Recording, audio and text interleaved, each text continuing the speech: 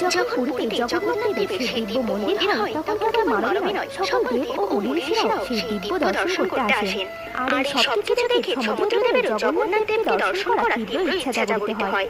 একদিন সমুদ্রদেব স্বয়ং জগন্নাথ দেবকে দেখতে চলেন, যার কারণে মন্দির প্রাঙ্গণে জল আসতে থাকে, যাতে সকল ভক্তদের ক্ষতিগ্রস্ত হতে হয়। আর এই ঘটনা বারবারই ঘটতে থাকে। তখন সকল ভক্ত ব্যাকুল হয়ে জগন্নাথ দেবকে প্রার্থনা করেন, যাতে তাদের সকল সংকট থেকে মুক্তি পায়। তখন জগন্নাথ দেব তার প্রিয় ভক্ত হনুমানকে আদেশ দিয়ে বলেন সমুদ্রদেবকে নিয়ন্ত্রণ করতে। তখন হনুমান সমুদ্রদেবকে তার সীমানা নির্দিষ্ট করে পাহারা দিতে থাকেন।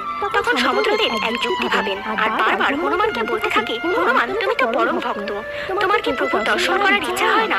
আর বারবার এই সকল কথা বলে হনুমানজির মনে প্রভুর দর্শন প্রবল ইচ্ছা জাগিয়ে তোলে। হনুমানজি যখন যখন প্রভুর দর্শন করতে মন্দিরে যেতেন, তার পিছন পিছন সমুদ্রদেবও যেতেন। আর এটি আবারও বড় সমস্যার সৃষ্টি করে। তখন ভক্তগণ আবারও প্রভুর কাছে মিনতি করেন। তখন প্রভু